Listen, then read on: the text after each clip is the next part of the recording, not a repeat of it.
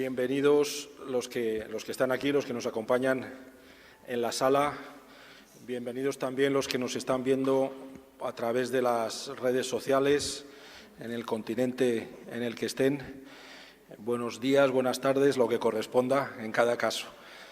Están ustedes empezando, sé que han tenido un día intenso, pero están todavía al principio de las sesiones de los cursos de especialización y yo creo que la guinda que vamos a poner a la jornada de hoy va a ser una guinda placentera para todos ustedes. Probablemente muchos de ustedes ya conocen al conferenciante que nos ha visitado. Hay que tener valentía para venir en enero en Salamanca en cualquier caso y más todavía para venir con lo que anuncian los pronósticos meteorológicos, lo cual hace que le agradezcamos especialmente al profesor Ramos Méndez que haya venido y a todos ustedes también, que la mayor parte de ustedes vienen o bien del verano estacional o del verano eterno, como decíamos el otro día, ayer en clase. Tenemos a gente del trópico, obviamente, y en el trópico se está bastante mejor. Pero la calidez que nos va a aportar el profesor Ramos Méndez va a compensar todos los problemas que hay en el exterior. Presentar al profesor Ramos Méndez y presentarlo en Salamanca es tarea vana. Yo diría que, sin exagerar, y no porque esté al delante, el number one del derecho procesal español. Me lo han preguntado en América hace no mucho. ¿Quién piensas que ahora mismo entre los profesores que están activos es la cúspide, el número uno? No me pongo rojo porque lo pienso. Yo creo que es la verdad. El profesor Ramos Méndez combina en su persona una larguísima trayectoria académica. Consiguió el máximo nivel de la Academia Española, el nivel de catedrático en términos españoles, siendo muy joven. Y no ha abandonado la práctica y, además, a todo eso pues le ha aportado unos ingredientes pedagógicos que son muy singulares. Todo eso hace que sea, como digo, un profesor de Derecho Procesal único, singular y, además, con unos puntos de vista siempre que van al núcleo duro, a la problemática principal y con esa visión que ya les decía que nos va a entretener seguro y nos va a hacer pensar, porque lo hace siempre. He cometido yo esta tarde lo que dirían los anglosajones un nonsense, sin sentido, pero también en el sentido de tontería, que es buscar el nombre de Ramos Méndez en Google para que saliera su currículum como si no me supiera sus obras, como si no me supiera su historia. Lo he hecho, aquí lo tengo, pero no lo voy a leer. Si alguno de ustedes tiene interés, sí que se lo voy a dar. Le voy a dar bibliografía del profesor Ramos Méndez de temas tan variados como la sucesión procesal. Yo recuerdo en el manual verde de hace ya varios decenios, cuando me tocó estudiar a mí Derecho Procesal Civil, por ejemplo, el tema de las partes es de los que amueblan la cabeza. Hasta jurisdicción voluntaria en negocios de comercio, pasando por muchas otras visiones concretas, amplias, para ayudar a la transición también legislativa en algunos casos, es decir, muchos aspectos, siempre sin abandonar esa visión teórica, porque no deja de ser teóricos los problemas que él toca, pero con una visión inmediatamente práctica y con una pedagogía que realmente es envidiable. Lo van a ver ustedes los que no lo conozcan y por eso yo creo que lo que mejor puedo hacer es callarme y escucharle a él como van a hacer ustedes. Muchas gracias, profesor Ramos Méndez, Paco, por acompañarnos esta tarde.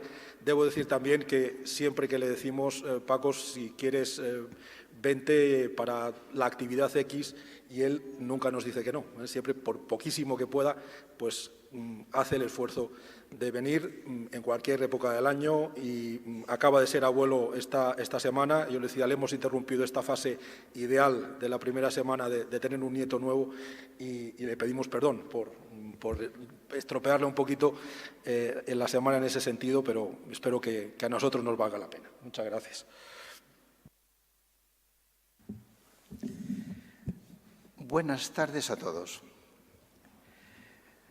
Cuando a ustedes le digan Salamanca, como me dicen a mí, hay que dejar todo y venir a Salamanca. Desde luego, claro, cuando uno llega a Salamanca y le regalan los oídos con esta loa general que ha hecho el profesor Lorenzo Bujosa, yo tengo casi la tentación de callarme y decir, ¿por qué no sigues? Seguramente sería mucho más entretenido, no por mi currículum, pero por su verbo y por su palabra, sería mucho más entretenido pasar este rato juntos. Efectivamente, a mí me dicen Salamanca y dejo todo. Además, cuando me dicen Hispanoamérica, ya las antenas se me ponen todas firmes y digo, ¿cómo? ¿Hispanoamérica? Aquí estoy. Se ha acabado. ¿Por qué? Porque son tantos y tan grandes los ligámenes, los vínculos, las aficiones, las pasiones que yo tengo por todas y cada una de las naciones hispanoamericanas, que efectivamente, a poco que pueda, no solo vengo a Salamanca, sino que cruzo el Atlántico, los Andes o los montes que haga falta para llegar a los sitios más recónditos y poder no adoctrinar, sino al contrario, recibir justamente muchas enseñanzas de la vida y de los juristas de cada uno de esos países. Ustedes han venido a Salamanca en el mes de enero, que es un mes frío en Salamanca. Yo no he traído la lluvia, pero luego me han dicho que era aconsejable que lloviera. Por lo tanto, algo hemos hecho.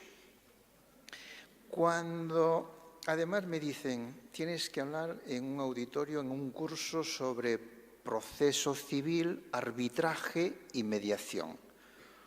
De lo que quieras. Digo, hombre, esto es un poco complicado. Claro, el profesor Lorenzo Bujosa siempre me ha dado carta blanca para que yo me explaye ante el auditorio. Pero no es eso, es decir, a mí me gusta siempre ver qué es lo que podría interesar, qué es lo que podría estar, si no de moda, al menos lo que nos permitiría pasar un rato juntos reflexionando en voz alta sobre algunos de los problemas comunes. Y se me ha ocurrido una duda. Fijaros, no, nada serio, una duda. Litigar o arbitrar, porque sirve tanto para el proceso civil como para el arbitraje e incluso para la mediación. Y no lo he planteado como una disyuntiva, sino como esta reflexión en términos hamletianos de duda que no voy a resolver. No, hombre, no, faltaría más. Entonces no tendríamos ocasión de vernos otra vez.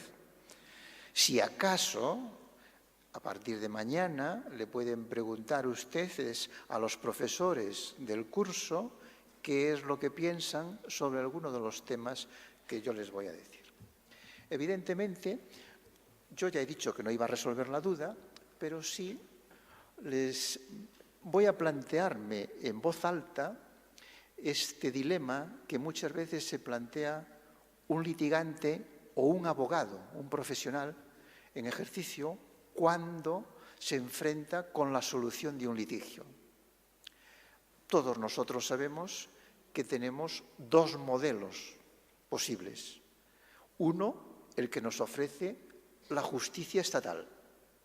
Otro, el que llamamos medios alternativos. Y si uno se quiere poner en plan pijo y en plan sabiondo, puede decir ADR, como dirían los anglosajones, y entonces parece que es una cosa muy importante. Bueno, no se trata de eso, son dos modelos. A veces, en la pregunta que nos podemos hacer, o que se hace un litigante, o que se hace un abogado, es cuál de estos modelos sería más aconsejable para resolver el litigio concreto que tiene mi cliente, o por qué yo me debo inclinar por uno o me debo inclinar por otro.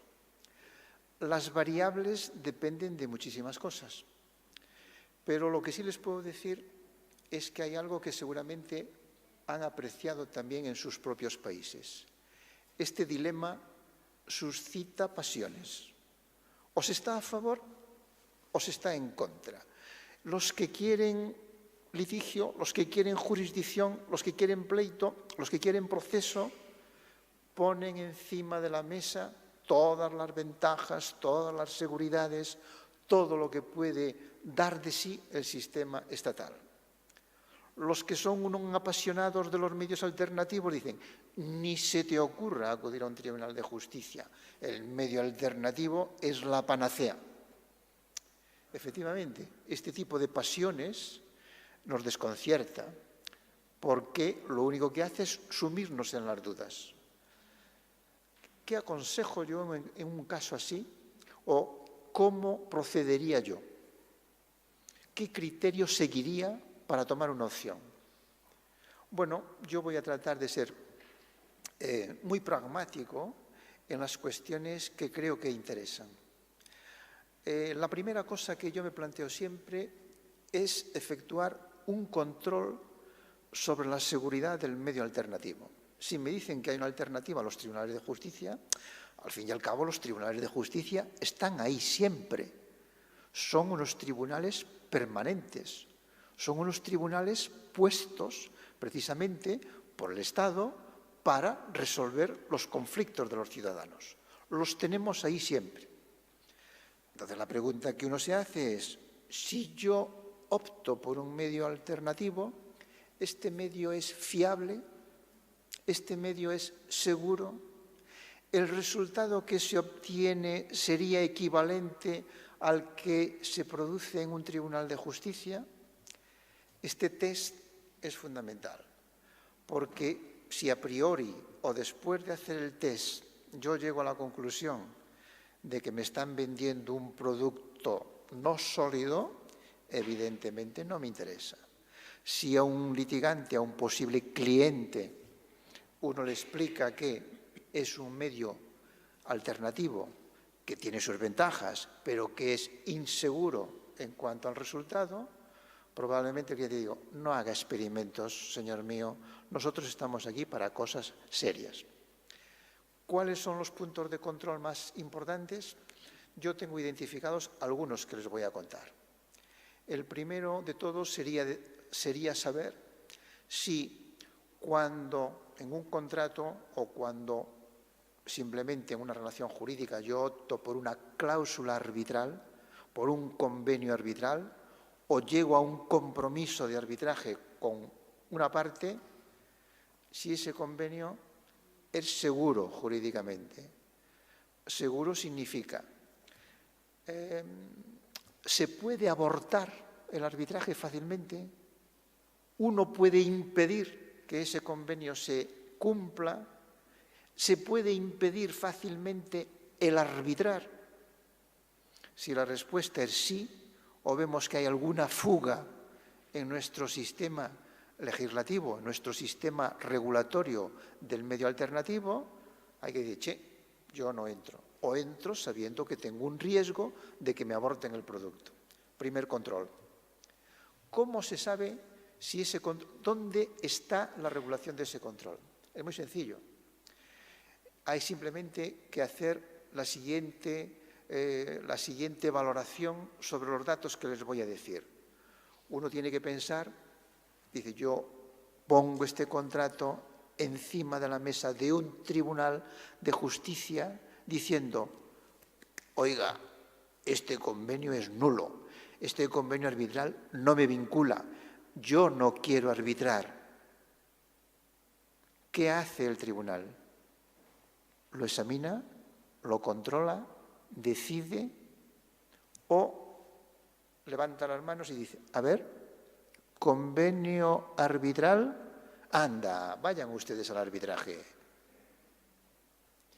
Si hace esto otro, esto que estoy diciendo, entonces quiere decirse que la cláusula arbitral tiene la eficacia que necesitamos para usar el medio alternativo con seguridad.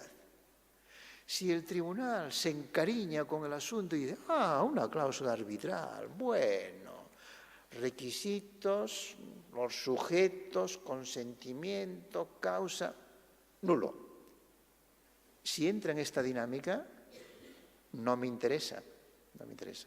Por eso, ustedes tienen que comprobar si en su legislación interna de cada país, donde está regulado el arbitraje, el que decide sobre la validez o nulidad de la cláusula arbitral es un juez o un árbitro. Si es el propio árbitro ante el que se plantea la discusión, entonces estamos apostando por un medio bastante seguro, o seguro. Si ya en esta primera fase, cuando se plantea la discusión diciendo, oiga, aquí hay una cláusula nula, esa decisión la toma el juez parando o suspendiendo el curso del arbitraje, no me interesa. No estamos en un medio práctico, es decir, es una institución que fácilmente la podemos abordar. Por eso, en la mayoría de las legislaciones modernas que regulan el arbitraje, y entre ellas la ley española, se ha optado por que cuando se produce esta discusión, esta especie de declinatoria de la jurisdicción arbitral, sea el propio árbitro el que decida en primer lugar y no el Tribunal de Justicia. Con lo cual, efectivamente, garantizamos de alguna manera que ese arbitraje siga adelante. Control superado, vamos al siguiente. Seguridad, sí. ¿Qué se obtiene en una sentencia judicial al final de un proceso? La cosa juzgada. Lo mejor de lo mejor. La cosa juzgada. No hay nada más que hacer. Está juzgado definitivamente. Medio alternativo, arbitraje. ¿Llegamos a ese resultado, sí o no? Y entonces aquí esta es una pregunta crucial. Si efectivamente el resultado es equivalente o el mismo, entonces estoy en un medio seguro. No lo es, entonces no me interesa hacer experimentos, no estamos para perder el tiempo. Esto es lo que le diría a un cliente normal, un cliente pragmático, un cliente que tiene que gastarse su dinero en defender un litigio. Muchas leyes modernas, entre ellas también la ley española, han llegado hasta el máximo que se podía llegar, que es equiparar el laudo a una sentencia judicial, de tal manera que un laudo que esté dictado de acuerdo con la ley española es firme y definitivo ya desde el momento en que se dicta y produce la autoridad de la cosa juzgada. Esto me interesa. Esto me interesa. Hablemos, sigamos adelante. Y entonces aquí empezamos a abrir un abanico de posibilidades que unas son de gustos personales, otras son de querencia y otras son de ver qué es lo que da de sí el sistema. Evidentemente, el modelo procedimental que sigue un sistema estatal de justicia es distinto del que sigue un arbitraje. Claro, de acuerdo. Vamos a ir a temas de estos gordos. A ver, si usted cualquiera de ustedes, a uno de sus potenciales clientes, haciendo un marketing de su profesión y de su despacho, dice, usted está en las mejores manos. Mire usted, vamos a elegir la persona que va a decidir su caso. Elegir el juez que va a decidir el caso sería ideal, ¿a que sí? Si a ustedes les dejaran, a nosotros, a cualquiera de nosotros, solo que nos dejaran elegir el juez dentro de todos los que hay disponibles en el sistema estatal de justicia, ¿sabríamos cuál elegir? Incluso en términos puramente objetivos. El mejor, el que más trabaja, el que está al día en los asuntos, el que es sólido, el que es solvente, el que es honrado. ¿Lo sabríamos elegir? Claro, me dirían. Estoy seguro que todos ustedes, todos los que practiquen, conocen el foro, conocen a todos y cada uno de los jueces de su país. Aquí también. Pero en el sistema estatal no se puede elegir. Te toca el que te toca, porque hay unas reglas de competencia y hay unas reglas de reparto, de distribución de asuntos, que se asignan de una forma predeterminada por la ley a cada juez. En el arbitraje esto no es así. Se puede elegir el juez, se puede elegir el árbitro. Aquí entramos en uno de los puntos delicados del arbitraje, porque efectivamente la facilidad que da el sistema para elegir el árbitro también se puede volver en contra de uno y decir, ¿y ahora cómo lo hacemos? Hay muchos sistemas, efectivamente, y las leyes de arbitraje se preocupan de buscar un sistema lo más neutro posible para elegir a la mejor persona en función de cada caso concreto y además la persona que sea, en todo caso, independiente de las partes y además esté disponible. Fíjense que son cuestiones que no son exclusivamente jurídicas y que en un arbitraje se pueden controlar. La persona más competente en función del caso. Hombre, yo no dudo de que un juez de familia sepa mucho o poco de competencia desleal, pero efectivamente un juez de familia sabrá muchísimo más de divorcios, de nulidades, de separaciones, de alimentos, que a lo mejor de estas otras cuestiones que no las ve todos los días. En arbitraje podemos elegir la persona que, por su currículum, por su trayectoria, por su formación, por lo que conocemos de él, es la persona, este sería idóneo.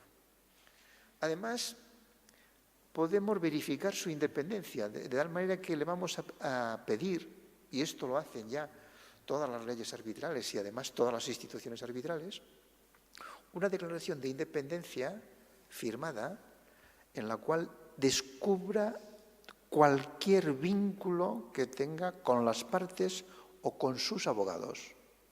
Fíjense que en un sistema estatal de justicia la regulación de este punto, de esta independencia judicial, diría yo que es harto pobre. Las causas son las que están en la ley, se interpretan de forma estricta y no se amplían. Y un juez tampoco puede declinar un asunto porque le da la gana. Tiene que concurrir una causa de abstención. En un arbitraje esto no es así. Cualquier circunstancia de esas que pueda permitir una conexión o una vinculación de cualquier tipo del árbitro, no solo con la parte, sino incluso con, por ejemplo, cuando se litiga entre sociedades, sociedades del grupo, filiales, los abogados de las partes, etcétera, hay que ponerlo encima de la mesa. Es mucho más exigente. Y por último, la disponibilidad. No se puede encomendar un arbitraje a una persona que está todos los días ocupada, que tiene una agenda que que desde las 7 de la mañana hasta las 12 de la noche está todos los días pues en el candelero. No es viable. Hay que buscar una persona que esté disponible para atender con atención un asunto. Veamos otro tema que puede también condicionar la elección de un modelo o de otro. ¿Sabemos cuánto dura un pleito? Sabemos cuándo empezamos, sabemos cuándo entramos en el pleito, sabemos el día que lo iniciamos, pero ninguno de nosotros, por mucho que quiera, está en condiciones de decirle a su cliente, este asunto se terminará el 31 de diciembre del año 2015. Ninguno.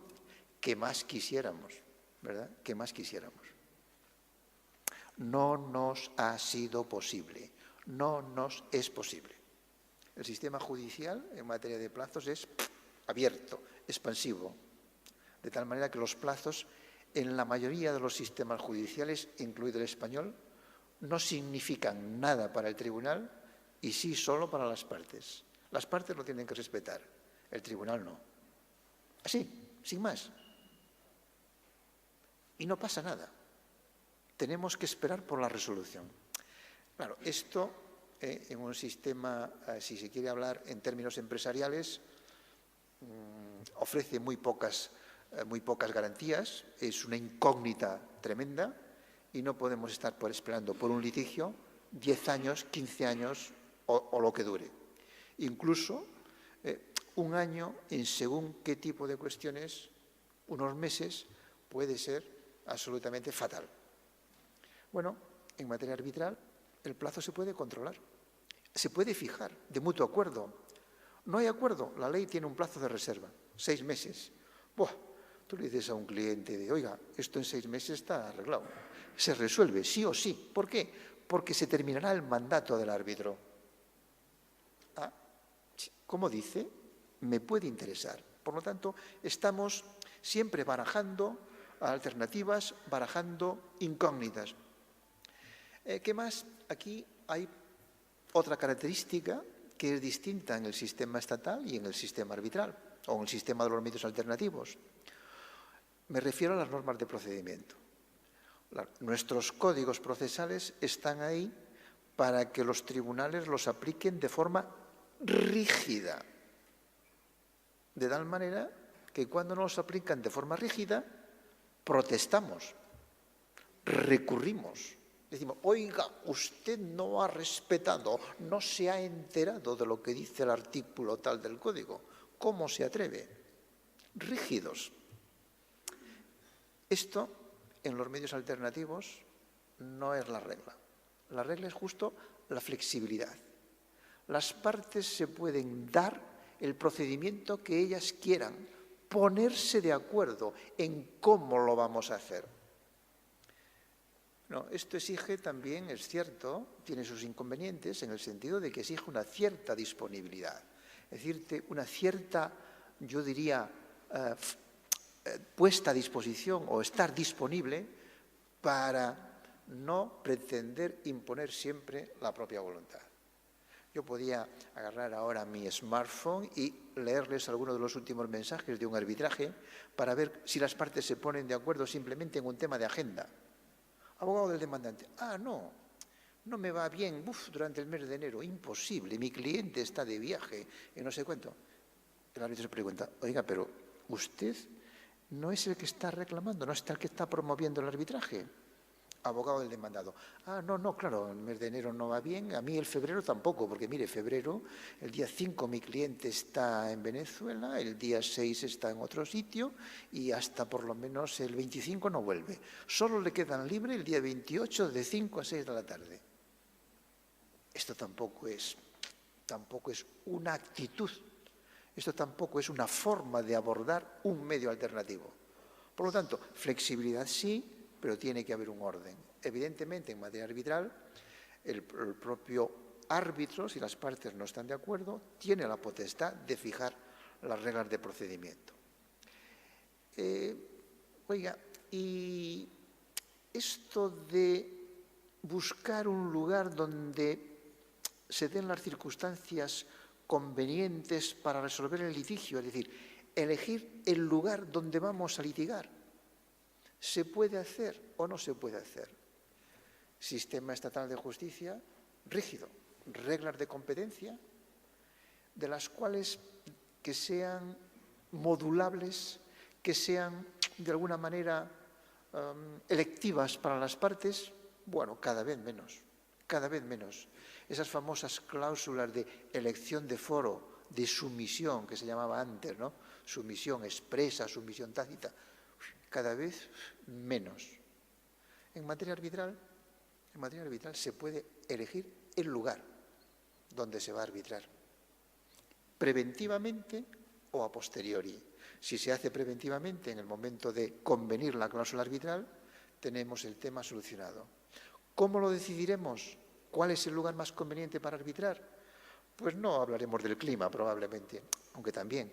No hablaremos de las playas, aunque podíamos pensar. Todas las variables son interesantes, pero buscaremos el lugar donde arbitrar sea seguro, donde no haya sobresaltos que provengan de las posibles interferencias de unos tribunales estatales, sean los que sean, y al final que nos permita llegar a una solución pactada del litigio de una forma rápida y de una forma segura. Claro, con todas estas, digamos, alternativas, la elección es difícil. Por eso, esa duda que planteaba yo al principio y que es el título de mi reflexión, la van a seguir teniendo. La van a seguir teniendo. ¿Cuánto tiempo? Pues solo la pueden resolver caso por caso.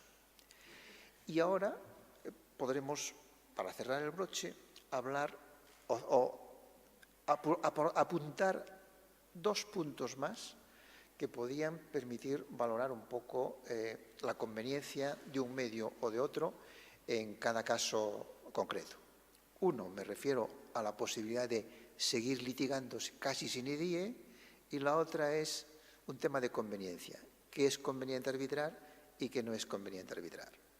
En el primer punto les diría, normalmente los modelos estatales prevén una cadena de recursos después de la sentencia de primera instancia, a veces tenemos seguro una segunda instancia y probablemente, bueno, casación, el cosmos, los tribunales internacionales. Estamos siempre litigando, por eso los pleitos duran tanto y nunca nos cansamos de litigar. Y además los abogados estamos muy contentos porque dicen, bueno, cada vez que hay un recurso, facturo más. Cuidado, cuidado. Estos temas ya, con una visión empresarial, muchos clientes ya lo están viendo y dicen, oiga, señor licenciado, señor doctor, vamos a ver si esto tiene un límite, porque no puedo estarme toda la vida litigando, ni mis deseos es dejarle un pleito en herencia a mis descendientes, y mucho menos a mi empresa. Tengo que buscar alternativas. Bueno, desde este punto de vista, en las legislaciones arbitrales casi todas limitan las posibilidades de recurrir. Desde luego, en la legislación española no hay recurso contra el laudo arbitral. Si ustedes quieren apelar un laudo arbitral, no hay posibilidad de apelar un laudo arbitral. Si ustedes quieren hacer un recurso de casación contra el laudo arbitral, no hay recurso de casación contra el laudo arbitral. Oiga, qué susto, me da vértigo, yo ahí no me meto. ¿De acuerdo? Estoy de acuerdo. ¿Te da vértigo? ¿Le da vértigo a tu cliente? ¿Tu cliente tiene aversión a que no haya recursos? Arbitraje no, seguro. ¿No le importa? Esto está controlado, el riesgo está controlado. ¿Por qué? Porque en la fase preventiva, por eso se elige el árbitro, se elige el lugar, se eligen las normas de procedimiento. O sea, hay una modelación del propio procedimiento arbitral más segura desde este punto de vista. Por eso luego no hay recurso. Sí que hay unos controles, efectivamente, de esos puntos extremos que no se pueden obviar. Una parte nombra como árbitro a su amiguete. Eso no es un arbitraje. Eso no es un arbitraje. Ese árbitro no es un árbitro. O sea, un amiguete, pero no un árbitro. Una parte quiere nombrar como árbitro a su abogado. Eso no es un arbitraje. Y eso era casi moneda común seguirlo haciendo. Pues yo les digo, eso no es arbitraje. El abogado es eso, el abogado de la parte. Justo por eso. Y tiene un rol importantísimo, pero no es el árbitro. Y efectivamente este tipo de temas se pueden controlar porque un laudo dictado en esas condiciones sería nulo. Y efectivamente todas las legislaciones, y entre ellas la española, controlan ese tema. Por lo tanto, ojo, en materia arbitral no se está recurriendo eternamente, no hay posibilidad. Las legislaciones modernas en el sistema estatal de justicia, sí. ¿Tengo aversión a que no haya recurso? No arbitraje, por favor, no se te ocurra. La materia, el segundo punto. Este es un tema de conveniencia y también es un tema, yo diría que de disponibilidad de la propia regulación. Hay sistemas que son poco permisivos con las materias que se pueden arbitrar. ¿Se puede arbitrar? muy poco o solo esto, esto y esto. Y hay sistemas que son expansivos, que han dicho se puede arbitrar, por ejemplo, todo aquello que sea disponible sobre materias sobre que las partes tengan poder de disposición. Fíjese que es una regla que ocupa escasamente una línea en un artículo, pero anda que no hay ahí cosas detrás. Eso significa que, desde un punto de vista operativo, yo puedo, cuando tengo una regla así, puedo elegir el medio alternativo en muchísimas más ocasiones que si tuviera una norma restrictiva. El sistema español ha optado justamente por esta norma abierta. Por lo tanto, el arbitraje se puede aplicar prácticamente a todas las materias disponibles. Prácticamente, bueno, por supuesto a todas las materias disponibles, pero considerándolo de una forma expansiva, no de una forma restrictiva. Y la jurisprudencia lo ha asumido y ha aceptado el caso. Pero aún así, la pregunta es de conveniencia. ¿Me interesa? Y entonces yo les diría, depende. Ustedes deben valorar la idiosincrasia del caso, la idiosincrasia del propio cliente, su formación, sus apetencias, su cultura, para decidir si le conviene o no le conviene. Hay temas en que el propio foro y la propia experiencia lo excluye sin más el arbitraje. A nadie se le ocurre arbitrar un tema sobre el cual dispone de un título ejecutivo. ¿Para qué quiere arbitrar si el título ejecutivo le permite ir directamente a la ejecución? ¿Para qué quiere arbitrar? No hay nada que arbitrar. Un ejemplo. Hay otros temas en los cuales podría realmente ser útil inclinarse predominantemente por el arbitraje. Entre empresas, entre sociedades, discusiones de temas corporativos, discusiones de temas contractuales, discusión de temas industriales. El arbitraje, bien llevado, seguramente es una buena opción. Digo seguramente, no digo sí hay que arbitrar, ojo. Y hay un tercer nivel en el cual podríamos decir, más te vale que haya una cláusula arbitral. Piensen, por ejemplo, en un contrato con proyección internacional entre empresas de distintos países. El contrato a lo mejor se puede ejecutar o se puede estar realizando en sitios distintos y efectivamente con culturas diversas detrás. Puede muy bien ocurrir que surja un litigio. Una parte no se fiará de los tribunales nacionales de la otra. No por nada, simplemente porque no. A lo mejor no hay ninguna razón objetiva, pero hay aquella razón subjetiva. Estos tipos, estos tribunales son tuyos, el posesivo, no son míos. Esta aproximación, que es completamente ridícula, que es falsa, es una de esas losas que efectivamente en este tipo de contratos te lleva a un callejón sin salida. Y por supuesto, la otra parte tampoco se fía de los tribunales de su oponente, aunque sean unos tribunales súper democráticos, súper formados, organizados, que resuelven los asuntos de un día para otro. No, por principio. Bueno, ¿qué tal si pensáramos en un arbitraje para estos casos? De mi experiencia particular les puedo decir que siempre que tengan entre manos un contrato internacional, introduzcan una cláusula arbitral, sea la que sea. ¿Por qué? Porque esta cláusula permitirá deslocalizar el conflicto, no encomendarlo a un tribunal local, no encomendarlo a un tribunal nacional, deslocalizarlo. Por lo tanto, podrá estar a un nivel internacional. Y se puede buscar el lugar, se puede incluso diagnosticar varios lugares que podrían ser idóneos para resolver el litigio. Bueno, al final de mi disertación, en la cual concluyo, nos quedamos todavía con la duda. ¿Esa era la cuestión? ¿Litigar o arbitrar o mediar? Pues la verdad no se puede resolver seguramente de esta forma pasional que les hablaba al principio. Litigio sí, arbitraje no, o arbitraje sí, litigio no, porque efectivamente hay opciones porque efectivamente hay variables que cada uno debe examinar junto con su cliente de una forma, yo diría que con distancia, o sea, sin obcecarse y sin tener nada preconcebido para decidir lo que sea mejor en función de cada caso concreto. Muchas gracias por la atención.